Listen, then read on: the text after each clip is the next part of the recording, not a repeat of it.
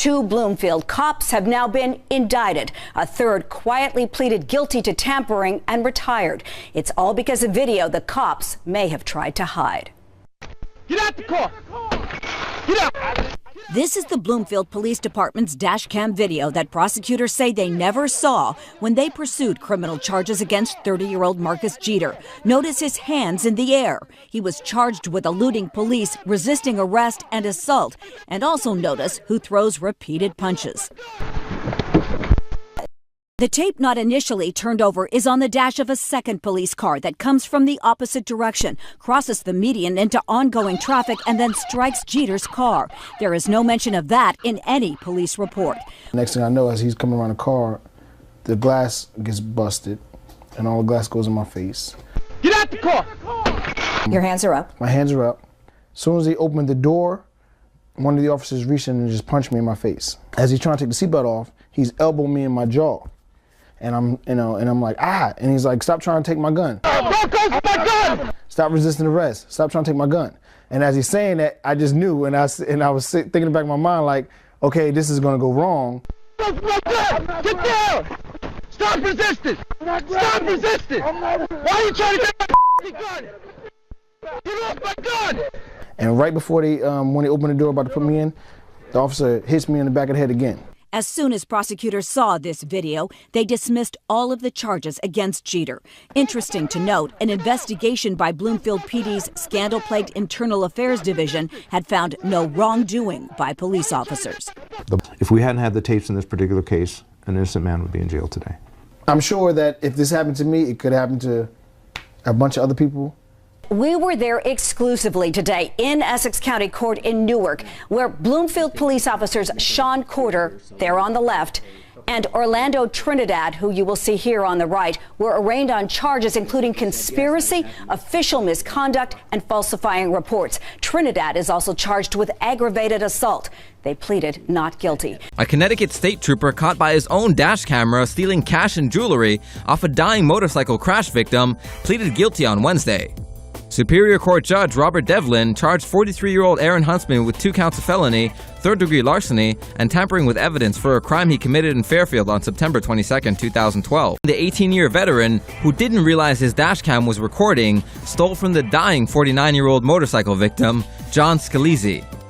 The crooked cop then stiffed the near-lifeless Scalise, stealing his $5,000 gold chain from a pool of blood and a $3,700 wad of cash from the former executive of JAS Masonry. These 7 Baltimore City police officers arrested, charged with being hardcore criminals.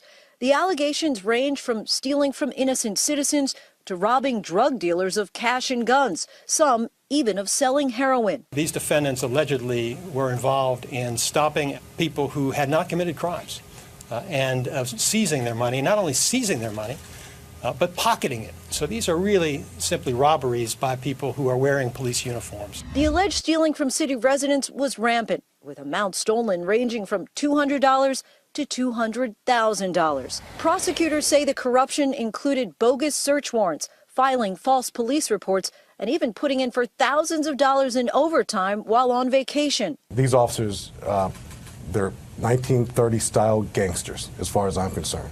And authorities say there was a widespread cover-up, which involved coaching of each other to give false statements to Internal Affairs and turning off body cameras at key moments. October 10, 2010. 911 emergency.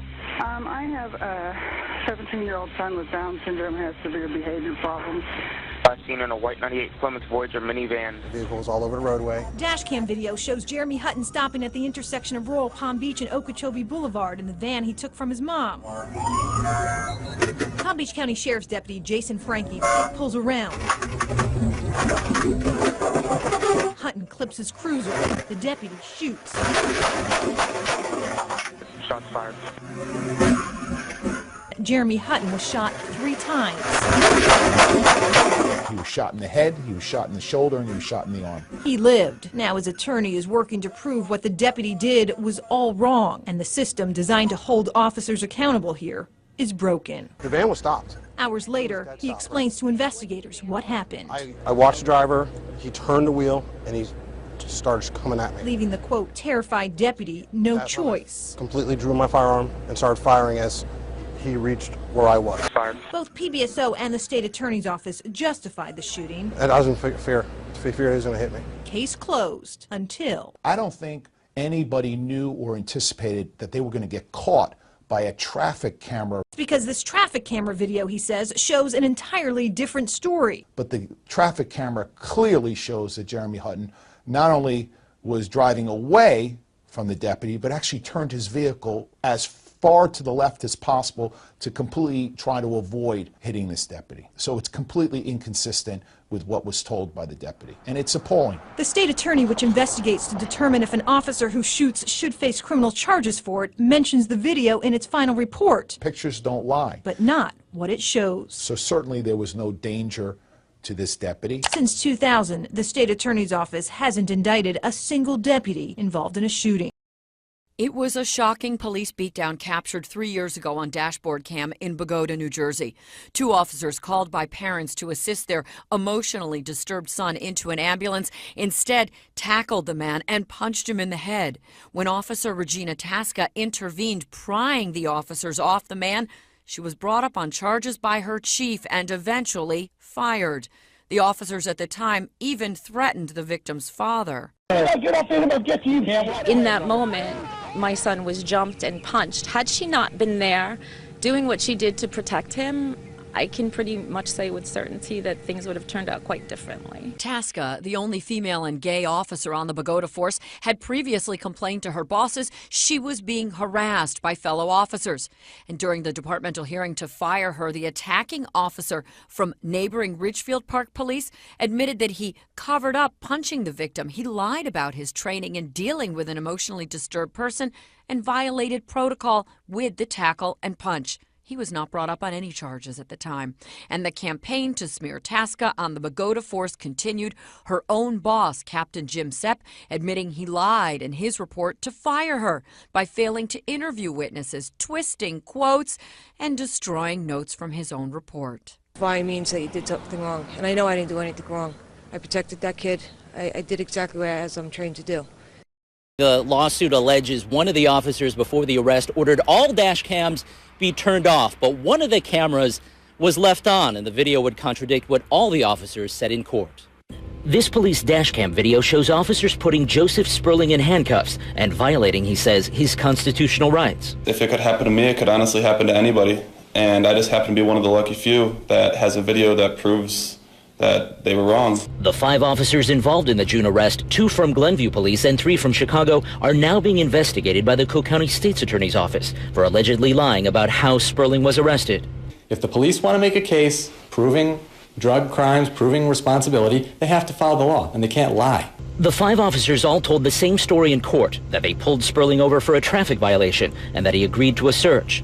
According to them, they then took Joe to the back, searched the car with his permission, according to the police, whereupon they saw the drugs lying in plain view. But the lawsuit alleges the officers were unaware of the Glenview Police dashcam video, which appears to show Sperling immediately being arrested before any search is performed. In America, you have a right not to be searched unless the police have probable cause. They can't just walk up to you, arrest you, and say, hey, maybe you got drugs, maybe we'll find them. Sperling admitted there were hidden drugs in his vehicle, but when the video came to light, Cook County Judge Catherine Habercorn dismissed the charges against him, saying at a hearing last month, all officers lied on the stand today. The evidence that's been submitted is directly contrary to their testimony. We were not able to reach anyone at Glenview Police tonight for comment on the lawsuit, but the department has said its 2 officers that were involved in the arrest are on paid administrative leave pending the state's attorney's investigation. In June of 2008, the Omni Drug Task Force, headed by Lieutenant Davis, executed a search warrant on Rudy Simpson's Monroe County home. They based the search on an anonymous tip and a marijuana stem they said they found in the garbage.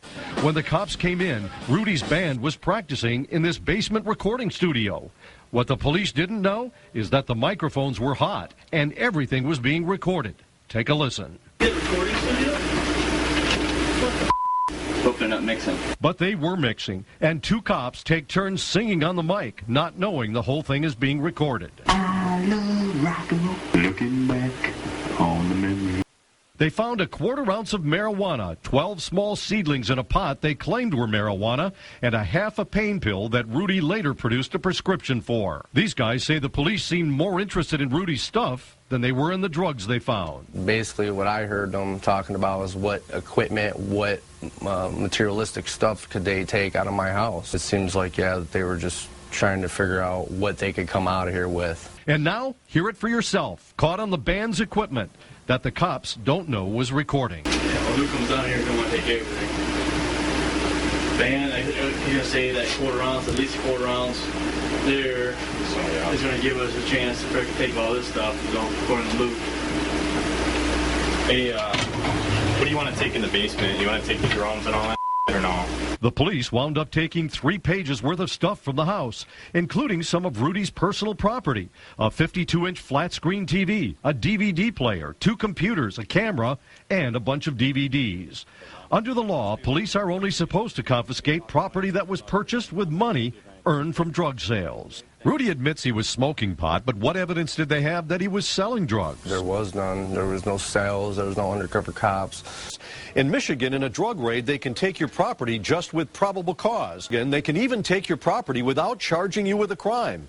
A body camera captured the moment Megan Sheehan was taken down by BART and Oakland police officers March 17th, St. Patrick's Day last year. This is what the bartender model looked like when she fell to the ground, and here at the hospital the next day. An Oakland cop grabs her right hand while the BART officer takes her left hand, and they throw her down face first.